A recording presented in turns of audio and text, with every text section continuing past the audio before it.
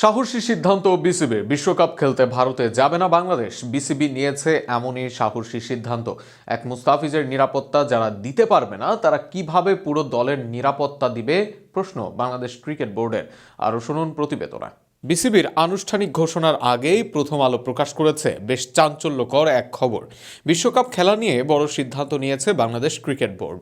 প্রথম আলো জানিয়েছে, টি-20 বিশ্বকাপ খেলতে ভারতে না যাওয়ার সিদ্ধান্ত বিসিবির। আজ দুপুরে 17 জন বোর্ড পরিচালককে নিয়ে হওয়া সভায় এই সিদ্ধান্ত নেওয়া হয়েছে। মুস্তাফিজুর রহমানকে আইপিএল থেকে বাদ দেওয়ার পরিপ্রেক্ষিতে গতকাল রাতেও বিসিবি পরিচালকেরা অনলাইনে বৈঠকে বসেছিলেন। তখন বিসিবি পরিচালকদের বেশিরভাগই কঠোর পদক্ষেপ না নেওয়ার বিষয়ে পরামর্শ দিয়েছিলেন।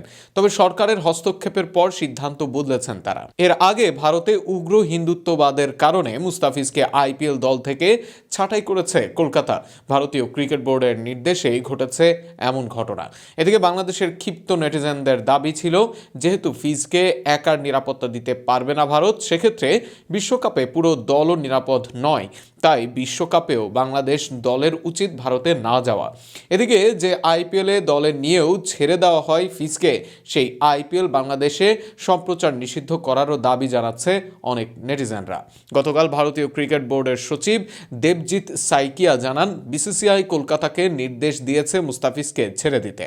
বিসিসিআইয়ের নির্দেশনা মেনে মুস্তাফিজুর রহমানকে ছেড়ে দেওয়ার বিষয়টি নিশ্চিত করেছে কলকাতা নাইট রাইডার্সও। সামাজিক যোগাযোগ মাধ্যমে এক পোস্টের মাধ্যমে জানিয়েছে কলকাতা ফ্র্যাঞ্চাইজিটি। সেই পোস্টে কলকাতা জানায়, আসন্ন ইন্ডিয়ান প্রিমিয়ার লিগ মৌসুমের আগে কলকাতা নাইট রাইডার্স নিশ্চিত করছে যে আইপিএলের নিয়ন্ত্রক সংস্থা হিসেবে বিসিসিআইয়ের নির্দেশে বাংলাদেশের ক্রিকেটার মুস্তাফিজুর রহমানকে স্কোয়াড থেকে ছেড়ে দেওয়া হয়েছে।